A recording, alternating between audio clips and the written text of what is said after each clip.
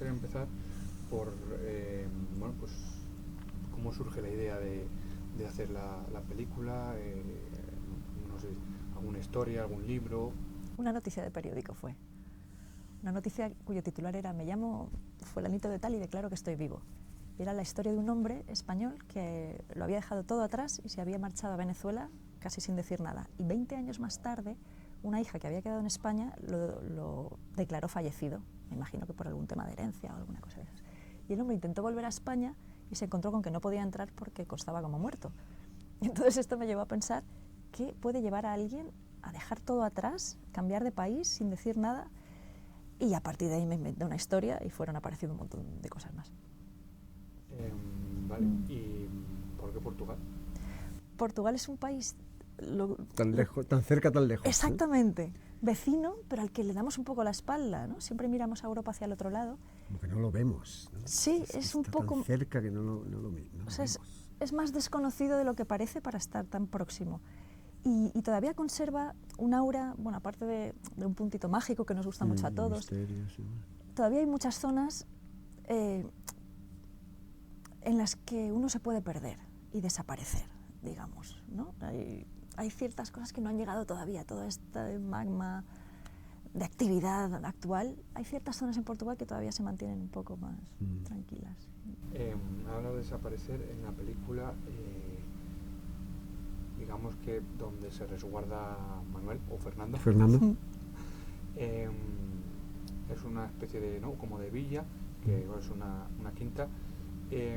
Funciona como una especie de refugio, ¿no? Es decir, de donde, de hecho, el personaje Amelia lo dice en una frase que es un lugar donde volver.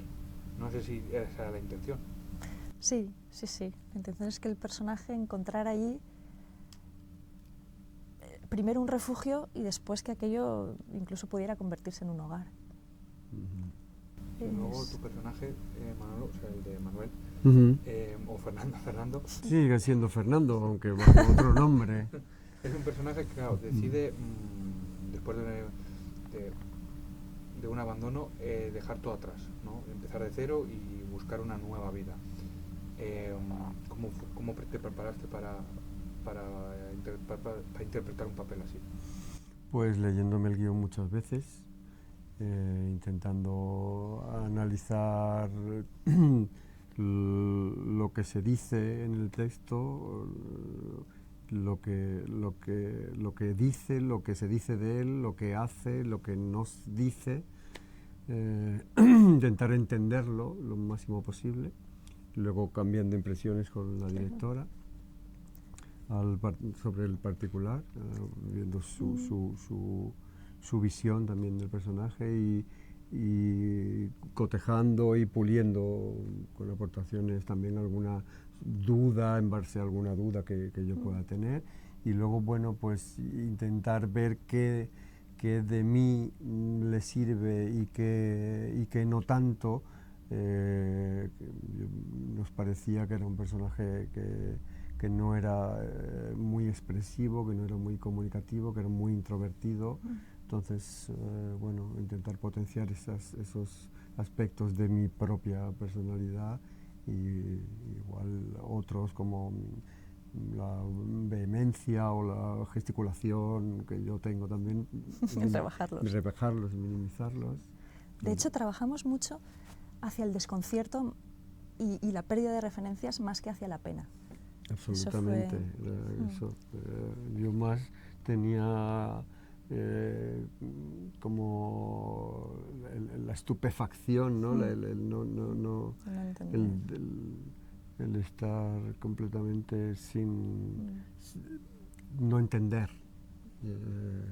el desconcierto puro y duro, era como la base del personaje, el eje. Sin ser muy sin que se note igual demasiado, creo que un personaje más es el silencio, ¿no? Sí. En el sentido de hay muchos momentos de silencio que sirven también como introspección. Claro, ¿cómo se prepara eso tanto en la parte, ¿no?, de dirección y luego a la hora de interpretar? Porque me he encontrado ejemplos de actores que igual son muy nerviosos, muy callados, hablan mucho, y claro, el silencio les mata. Sí. Pero bueno, no es el caso de Manolo. Bueno, a mí me gusta mucho escuchar también, Claro. entonces... Nosotros lo que comentamos siempre, trabajamos los silencios, las miradas y las escuchas igual que los diálogos. Y me parecen igual de importantes, incluso en el guión vienen marcados muchas veces. Aquí es necesario un silencio, aquí miras un rato no sé qué al otro personaje, o sea, eso es importantísimo. Sí, Fernando Manuel es un personaje que se lleva 12 años viviendo en un país extraño y en esta quinta y todavía no ha contado nada de quién es. O sea, y no se le pide tampoco. No se Sí que es verdad que se le ve una evolución. Eso Evidentemente hay una evolución, eso es evidentemente hay un arco, el personaje tiene una transformación, una cierta transformación, por supuesto. Luego también es una película que yo con muchos directores al final hablas de un género para encasillarlo en lo que antes eran los videoclubs, ¿no? Ahora las plataformas. Categorías. Exacto. Sí. Es verdad. Pero claro, en esta película, ¿cómo la definirías? Yo Porque no se sé puede ver hasta etiquetarla. suspense, ahí está suspense Sí, sí, también. sí.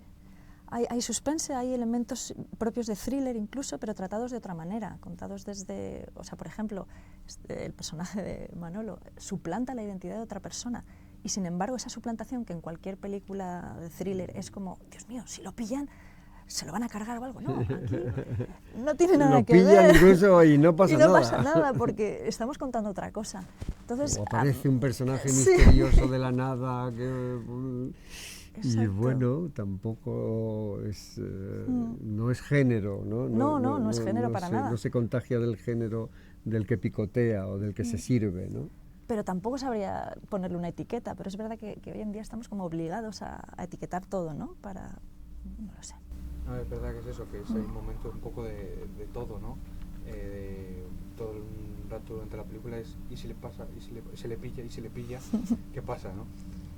Sí, luego, sí. bueno, es una película que se rueda en Portugal. Yo no sé si, Manolo, tú sabías algo de portugués o tuviste que aprender. No sabía y tuve que aprender. Estuve dando clases y a mí me gusta mucho aprender idiomas en particular, porque reconozco que tengo buen oído y predisposición. Entonces, bueno, tampoco tenía que hablar toda la película en portugués, pero lo disfruté. Cuantos, sí. Lo disfruté mucho, me gusta mucho. Y luego el hecho de la parte de rodaje, o sea, de cómo grabar en otro país, o sea, no sé si algún tipo de complicación o ha sido, en cambio, una película que ha ido todo rodada. No, el tiempo fue lo peor, Sí. ¿no? Pero Eso siempre del hecho de... muchos directores del tiempo. Sí, el clima tiempo, es, el clima fue... sobre todo en el norte de Portugal, que es muy parecido a Galicia, que llovía cada 10 minutos, luego salía el sol, luego la nube, o sea, íbamos locos, Para sobre rodar todo el una director de secuencia y para la fotografía. misma secuencia había Sí. 3 tipos de luz y 3 tipos de cielo diferentes en Es media verdad. hora, ¿no? Pero aparte de eso, el rodaje en Portugal con los técnicos de Una allí fue maravilla, estupendo. Una maravilla. Y a mí me parece muy enriquecedor esto de poder rodar media Absolutamente. película en un país y media en otro. Absolutamente. Aunque sí que es cierto que o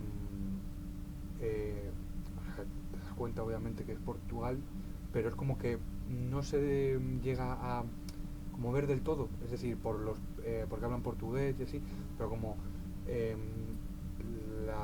vamos a decir, la finca es una más de las protagonistas, claro, es como que guardas un poco no se llega a desvelar un poco dónde, o sea, puedes intuir dónde es, pero no llegas a ¿no? Dónde realmente se rueda la película. Es que no hace falta, yo creo, y además ella es muy sutil. Barcelona tampoco No, no se ve la Sagrada Familia, no te Por encuadra, favor. ¿no? Sí. Tampoco necesitas Sí.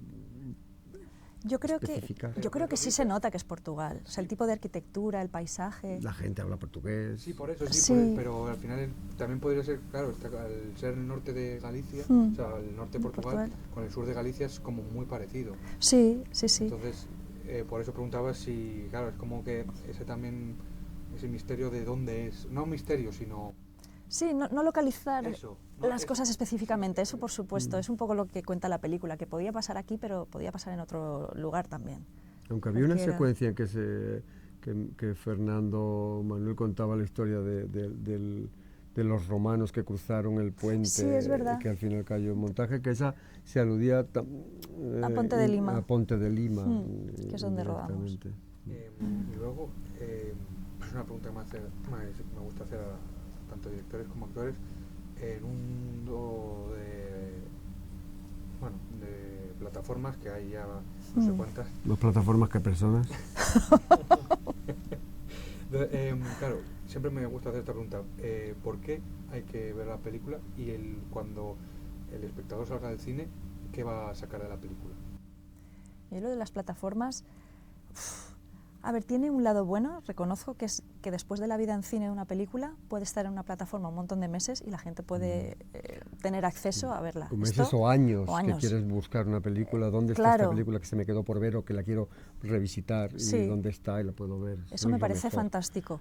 Pero Sí. por otro lado, la mayoría lo que genera es una uniformización de los proyectos enorme. Es como pienso compuesto, es como producto, Exacto, hay que generar exacto. producto. Entonces hay que buscar bien o ver qué tipo de plataformas son más interesantes. Entonces, bueno, tenemos esas dos opciones, pero ver la película en salas es otra experiencia. Te metes en el viaje, acompañas al personaje, estás en la atmósfera de la película y conectas muchísimo más. Claro. ¿Y por qué hay que verla? No lo sé, no te diría una razón, una obligación no hay. Claro. Pero yo creo que precisamente ya que hablamos de plataformas, por ver un cine hecho desde otro sitio y que transita por otros lugares, por menos lugares comunes, menos subrayados, menos que eres pastoreado como, bueno, que todo el mundo es absolutamente respetable ver lo que cada uno quiera ver y ver lo que todo el mundo ve, pero esto es un punto de vista diferente, es una realidad paralela dentro del cine que para mí tiene algo genuino y muy interesante, que creo que merece la pena ver. Vale, luego la otra parte es lo que va a sacar el espectador al ver la película. Yo creo que hay algo en la película bonito aparte de acompañar este viaje, de identificarse con lo que le pasa a los personajes y sobre todo de aprender a mirar al otro. Eso iba a decir yo, Sí, empatizar, ¿no? De la importancia sí. del empatizar, de aprender a empatizar, de valorar el empatizar, el ponerse en el lugar del otro. Pues ya estaría. Gracias. Muchas gracias. Muchas gracias.